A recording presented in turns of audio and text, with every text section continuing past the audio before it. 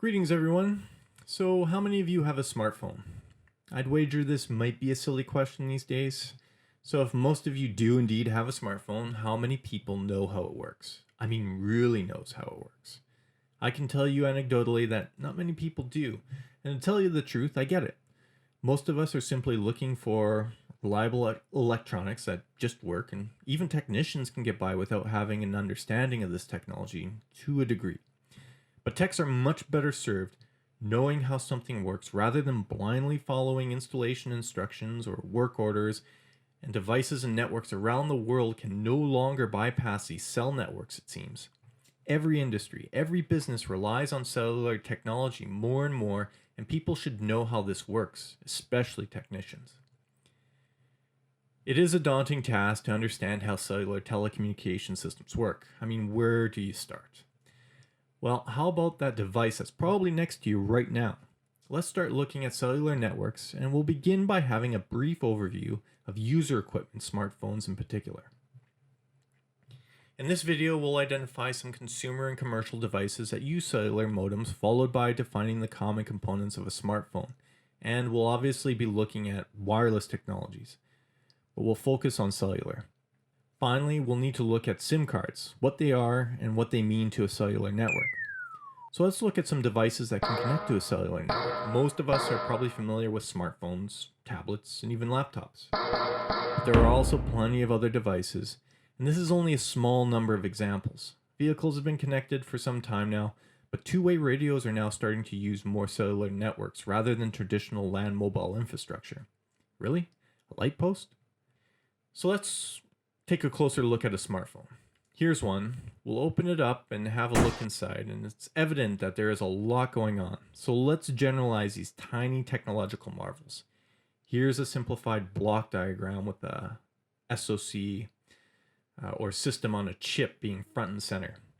SoC technology was what really unlocked high performance, low power consumption computation by essentially creating a giant integrated circuit comprised of most of the functional components found in a computer.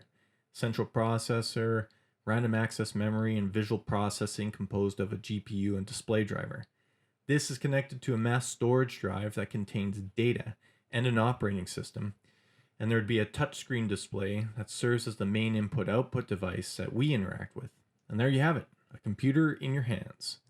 But this wouldn't be portable without a battery and power system. The power management IC will run the necessary power distribution from the battery as well as charging systems to the battery. Many devices use some form of USB interface that connects your device to other computers or a battery charging adapter.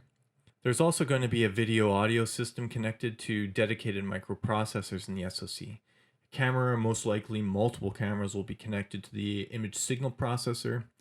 Photo image quality from smartphones can rival professional equipment thanks in most part to the ISP. The digital signal processor handles the audio in and out of the smartphone with the use of analog to digital converters or digital to analog. A number of radios give smartphones some impressive functionality. Bluetooth is used as a wireless connection to other peripheral devices, GPS receivers provide location information and tracking, and Wi-Fi tends to be the preferred data connection for many of us.